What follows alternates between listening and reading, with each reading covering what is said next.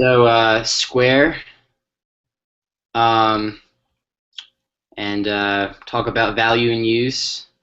So basically, Square came out a few years ago, right kind of at the start of the smartphone.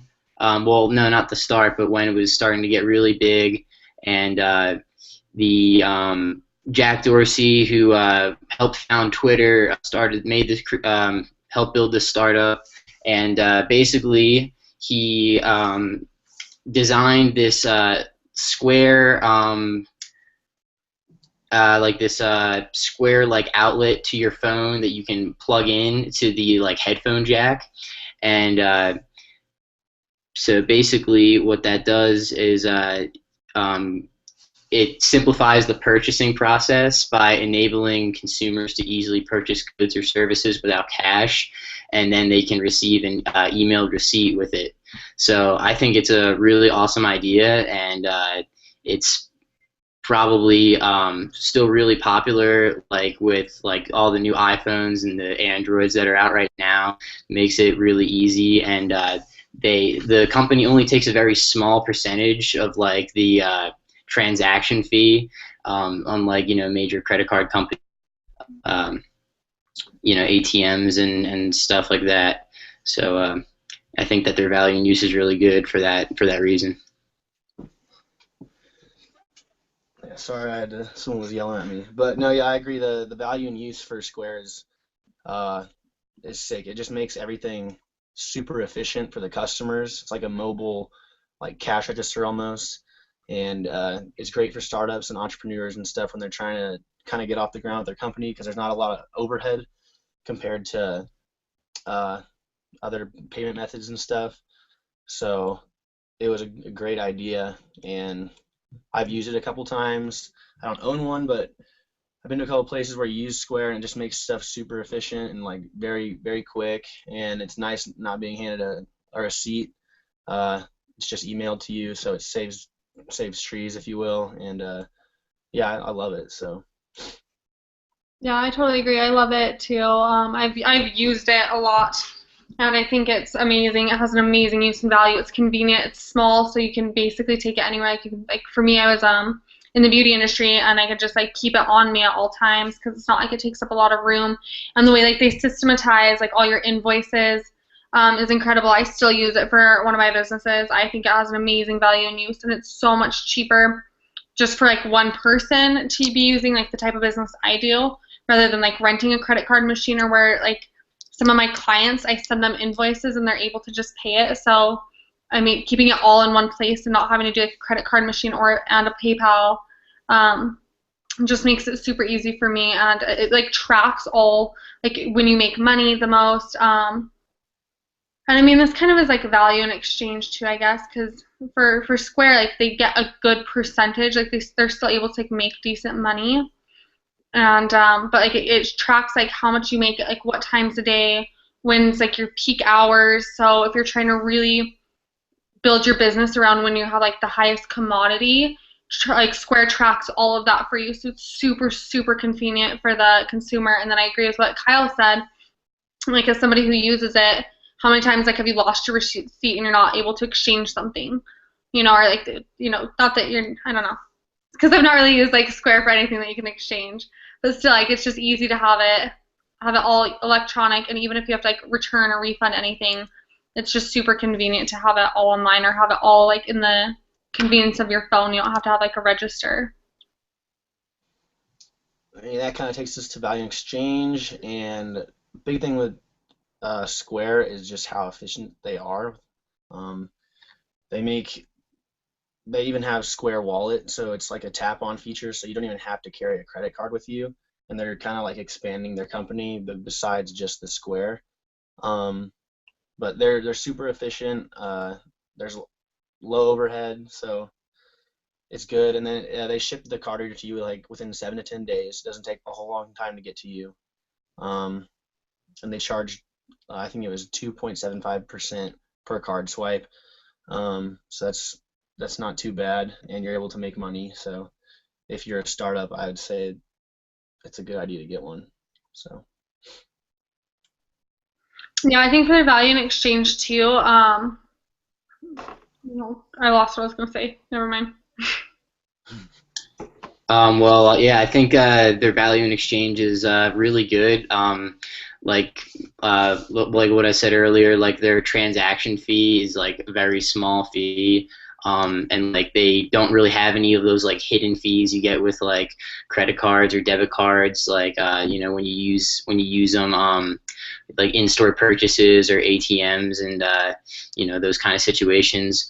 And like they have some like good advantages too, like new businesses like they like are starting to implement Square because it's just a really efficient way to like go about your transactions, and you can like you get like email them all on your phone, and it's just a really convenient tool to carry around with you, and you don't need to carry around cards everywhere. um, I think some people really like that aspect. I know like when you have a bunch of credit cards, it's kind of just like got to keep track of them all and keep them in your wallet and take them out. Whereas with this, it's just really convenient and easy with Square. Yeah, Value another in Yeah, good. exchange is Oh, go ahead. really good for that. yeah, and kind of with value in exchange, and I think this is a lot with value in distribution as well. I love how they don't charge you for the card reader, so you have to like put $10 down. But when they send the card reader out to you, and like you're activated, like they rebate you that money. I think that's awesome that like your equipment's not even being charged for because there's no way with a traditional credit card company, like any other like credit card reader, that you could do that, or you could honestly like have it for free. So I think that and that's for like their value and distribution, I think too. Yeah, and another good thing for the exchange is I think it was $275 per month for up to 250,000 per year. So like the fee is like relatively high, but a good thing is it's just all upfront cost. And like with other credit card companies, you always run into hidden fees left and right. Like they just slam you with hidden fees, and you'll never understand like where they're coming from.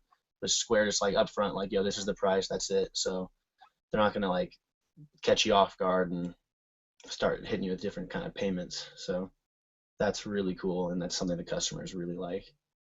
The one thing I do want to say that's not my favorite about Square is if you, I mean, since it is on like a mobile phone or even on an iPad, there can be like user error. Like one time, one of the girls in my salon typed in 1,000 instead of 100, and so she had to rebate her client that money, and she still had to pay Square the same percentage as if it would have been 1,000.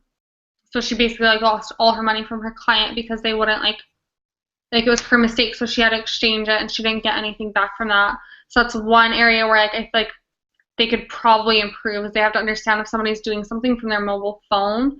Occasionally like you're just gonna hit too many buttons, or just like as a person using it you have to be really cautious to put in exactly the right amounts, because you have to know like if you charge something, like you're gonna have to pay that percentage, like you're gonna have to pay that fee no matter what. Yeah.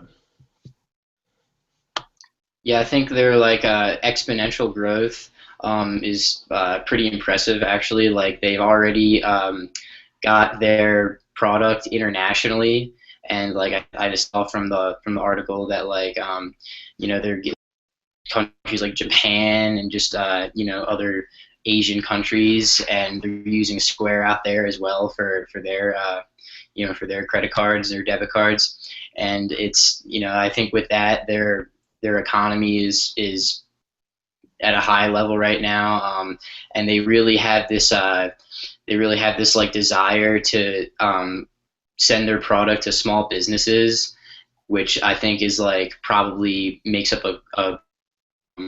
their total revenue and what builds their startup up. Like the small businesses, like I feel like as long as some like the CEO or just someone in the finance department of a business will just be like, hey, this is a really good idea for us to just like keep track of all of our like corporate cards and transaction fees and transactions in general. So it's just like, oh, we might as well get Square, and it's a really convenient tool for businesses. So I think their value and distribution is really good for that matter. Yeah, and kind of playing off that. Well, I mean, Square is extremely easy to get a hold of. I mean, it's not very expensive to get one, but it's tiny, so they can like mass produce them and get them out pretty easily. But one of their advantages, I think, was Dorsey, I guess their CEO. Um, since he worked at Twitter previously, he's like one of the lead guys on there. I think he's still on the board. But he is just very good with marketing and word of mouth, so he knew how to play his cards right, like Twitter almost. So when Square came out, it was like the leading frontage or frontier of like these card readers.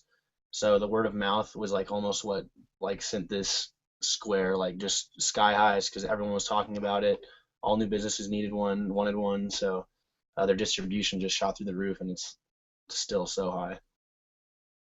The only thing that they could improve, honestly, is if they had like an overnight option, like if you lose your card reader, because to type in your like the card information, they charge you a higher amount than if you swipe it.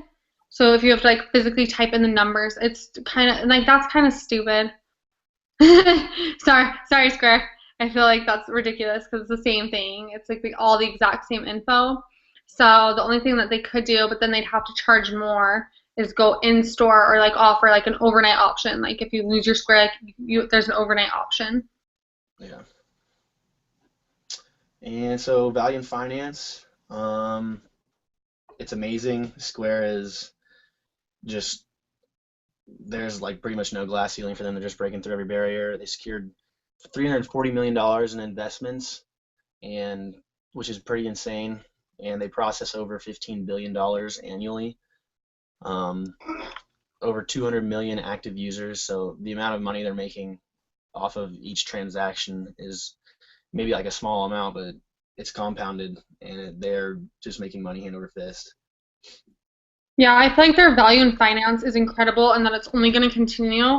And here's really my reasons why. I feel like, first of all, Square has no big competitor besides PayPal, and I think PayPal's honestly used more for like invoices. I don't even know if there is an option to use PayPal like as like a card reader. But like as far as card readers go, I know that there's a couple other brands, but I never have seen Venmo, anyone really using them. Like what? Venmo, Venmo's kind of like PayPal, like where you can just kind of like send. It's a little bit more of like a. I'm sure. Have you guys heard of Venmo? Yeah, I use it every once in a while. It's more just like pay your friends kind of thing for like just stuff. It's kind of like a more like social, but like can be PayPal. I think. Yeah. Yeah, so I feel like they don't have many competitors in their specific market niche of like being a card reader for small entrepreneurs. I think that they have that like locked down. I don't ever see them really going big into like, shopping centers like a mall. I think most of those will stay like with like the card systems that they have just because that makes more sense on such a large scale. But for small entrepreneurs, I think that Square really has their market just like locked down. And like you guys were talking about with their word of mouth advertising. It's like people do things that they know, like, and trust, and Square is such a known, liked, and trusted brand. So I think that their value in finance is just going to continue to grow because they've kind of like eliminated any competition. Yeah, and like I know there's a couple card readers out there. There's a picture on the case, but I have never seen another card reader other than Square. And if I were to go ahead and buy, a card reader, I wouldn't buy anything other than Square just because its reviews and stuff like that. So unfortunate for the competition, but Square is kind of monopolizing that area. So good for them. Agree. Uh, yeah, Valiant Fitness. Obviously, they're doing well. I think they're continuing to grow. They came out with Square Wallet, which is kind of like the new Samsung Pay type thing. You just tap your phone. It's like you don't have to carry a credit card anymore. They come out with like I think a Square Marketplace. So it's like an online like market where you can pretty much just throw your business front up there and sell goods from online, which is a really good thing for them because uh, I guess online buying nowadays and shopping is like the new thing. Like who goes to the store anymore? So Who needs that? No, I think that's cool. I think I really love the Square Market, and I'm excited to see how it will compete against like Etsy, because I know a lot of girls that have like products that they sell on Etsy that they like home make. So I'm really interested to see how the Squarespace like market is it called? It's called like Squarespace, right? I think so. It's Squarespace or Square Market or Yeah, something. or Square Market. Yeah, Square Market. Okay. I don't know. I swear I saw a commercial for it, like or like a Squarespace or something. But I'm excited to see how it will compete against like Etsy. Because I honestly think that with the competitive edge that they have and the trusted market niche that they've already created, it could be really competitive to other small online storefronts. Yeah, definitely. And because of their like, Yeah. it's like he's trying to make it like a social shopping experience, and he already has like that Twitter background. So like, if they're able to incorporate some kind of social Like media aspect behind, outlet. yeah, behind shopping, then they have a way to like really just like get their way into the Done. competition. Then it's done. Then they will monopolize social media and Yeah, online shopping, and you just can't. Media Amazon is platform, out of yeah. business overnight. yeah, exactly. Um, It's a yeah, pretty cool story too, like how he kind of how Jack like came from Twitter, like or he got fired really, but and then he started this up with a few friends of his, and now it's super popular and it's like taken over um, like the social market. Yeah, yeah, I love the story. I think it's like you said, super interesting how with him, his friend that had his business, and then their friend that had like the app, like that made apps, that they're able to like all come together and really utilize this opportunity space. Because now as a business owner, I can't imagine my business is running smoothly without Square.